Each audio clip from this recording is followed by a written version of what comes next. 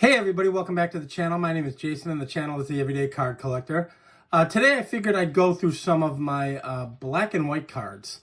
I know that most people prefer color in their cards, and that's cool. I get that. I understand why. But I thought I'd show some of my black and white cards because I personally love black and white. I know that a lot of the pre-war out there is black and white, so if you get into that era of collecting, it's going to most likely be black and white, or it's going to be an artist rendition of that player or a particular scene in color, which I don't mind. I like that as well. You know, the 53 Topps is basically artistic renditions. 50 through 52 Bowman, same thing. And I enjoy that. A lot of the strip cards from back in the day were artistic renditions, and some of them are a little janky, but some of them look good. But I personally, for me, I prefer an image. I love the photography, you know, the 29 cash-ins, I love them. Even the 1921, 1922 American Caramels, things of that nature, where they're actual photography, I love that. To me, that's the actual representation of the player, and I think that's cool. If given the choice, if I had a Plain Days Babe Ruth, I would prefer an image Plain Days Babe Ruth. I love the Sinella, but it's an artistic rendition. I would take a black and white image over that any day of the week, and that's just my personal preference. And I know a lot of people really don't like black and white cards, or it might not be their thing. But I think they're fantastic, and the image itself is probably the most important thing to me when I'm picking out cards that I want to add to the collection. So I grabbed a bunch of my black and whites. I love these images, and I think if you're not collecting black and white imagery, if you're only into the bright popping colors, you know, I'm hoping this may give you, you know, may change your mind a little bit on how fantastic some of the images are. So we'll get the camera turned around. We'll take a peek at some cards. Not all of them are pre-war. You know, there's most of them are, but not all of them are. And we'll talk about some black and white sets that are out there that are post-war cards as well. So again, we'll get the camera turned around and we'll take a peek. So let's get into it.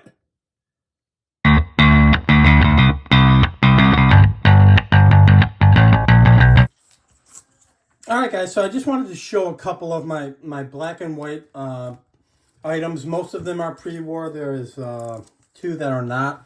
They are all Plain Days minus one card or one item. I prefer, as I mentioned, guys, images over artistic renditions. So black and white doesn't bother me at all. I actually love it. There are quite a few sets out there that are strictly black and white. You know, your 39 and your 1939, your 1940 play ball. Your 1953 Bowman, a portion of the set was black and white. Your 1948 Bowman is black and white. There's even some newer sets, if you're familiar with 1960 Leaf, that is a black and white set. And then once you get beyond earlier than 39 play ball, minus the Gaudy sets and some of the strip cards, you know, a lot of the 20s sets, the 1929 Cash-In, the American Caramels from 21 and 22, a lot of those are black and white images, and I love those images. I just prefer actual images that capture the player themselves. So I figured I'd show a couple of those, and then we'll take a peek at you know, the images themselves, if you will. So first one I grabbed is a 48 Bowman, Enos Slaughter. I guess this is considered his rookie card, if I'm not mistaken, although he does have other issues prior to this. You know, what is a real rookie card, I don't know at this point in time. But I think that's a great image. I think that's a perfect image. I love the 48 set. It's actually a smaller set and a doable set if you are a set collector. Couple of what would be considered rookie cards in this set. I think Enos is one. Red Schoendienst is another from the Cardinals.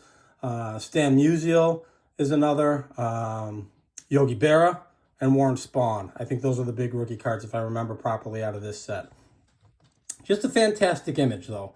I got this at the National in Cleveland, 2024 National in Cleveland, and got it for under $100. So, you know, it's in a VG3, if that means anything to you. But just a beautiful card, I believe, considered to be his rookie card, although I know he has prior issues. But I love it. I think the image is phenomenal. So it's a post-war card.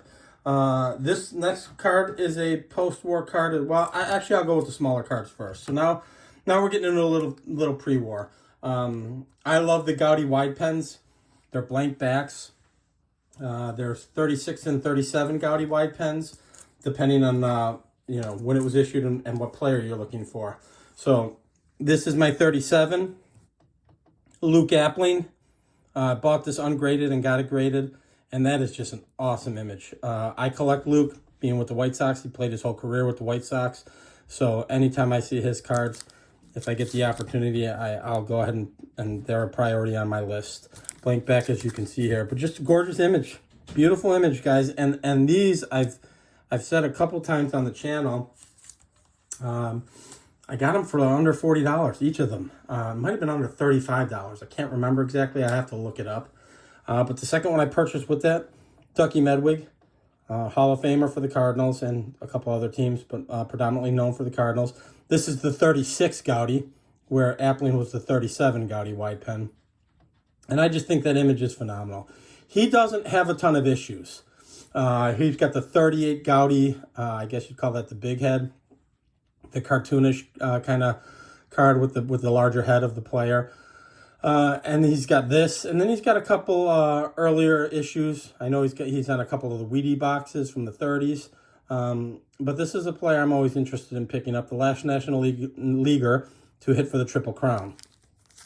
So again, I bought this ungraded, got it graded. It came back a 4, which I was thrilled with. And again, I think under 40 or under $35 for both of those cards you're looking at right there. So next card I picked up, I'm really on a kick for this, and this is the 1929 Cash and Publications set, and that's Urban Red Faber, predominantly known for pitching with the White Sox. His rookie card, I think, is considered the 33 Goudey, although this is a 29 Cash and Publication several years prior. So again, what do you consider a rookie card? This is a blank back with a little bit of tint on it. That's how you can tell. You know, the Cash-ins have like a little tint. If you look real close, there's a border and a little tint of color there. A lot of the Cash-ins look like that. And this is a fabulous set. Slightly oversized. Same holder, slightly smaller holder than the wide pens if you take a peek there. But this is a monster set with a lot of monster players. Jimmy Fox, Babe Ruth, Lou Gehrig's in this set. Again, I guess the 33 Goudey is considered Gehrig's rookie card, but you can get a 29 Cash-in. So again, what you consider a rookie card or not, I leave that up to you. But just a beautiful image, and we're talking 1929 here, guys. It's just a gorgeous card. Absolutely. I'll take black and white all day long. I love it. So I'm really, really high on that set. Like I said, a lot of big hitters, Babe Ruth, Jimmy Fox, Lou Gehrig. I think Mel Ott's in the set. There's just a ton of great players in that set. So, I highly recommend if you enjoy black and white and you're looking for something prior to the 30s, that Cash-in set is phenomenal. The next two cards are oversized. And you'll see a lot of this stuff is oversized, guys, because, again, maybe I'll do a video on that in the future. I love oversized. I think it's awesome. And I'll give you my reasons maybe when I do another video on oversized stuff. But the next two are oversized. This is a post-playing days card of this particular gentleman. I'm going to move the camera a little bit. So this is a 1949 Leaf Premium of Ed Walsh. And this is a pretty scarce set. I purchased this off of my friend Orlando. I may have mentioned that on the channel in the past. He has the entire set, had an extra of Ed Walsh, and was selling it. So I grabbed it, obviously, for several reasons. He's a White Sox player. An underrated Hall of Famer, in my opinion. Just a phenomenal player, big Ed Walsh. And I think the image is beautiful. And I'm not a huge post-playing days guy. I prefer playing days cards, but that is such a beautiful card, or item, if you will, because it's oversized, that I had to grab it. I just think it's gorgeous. So, again, if you look at the image, it's phenomenal. Blank back again. But shoot, guys, I mean, black and white, it might not pop in color, but the images themselves are phenomenal. And this last one has been on the channel. I'm super excited to own this for several reasons. It's a Playing Days item of this player.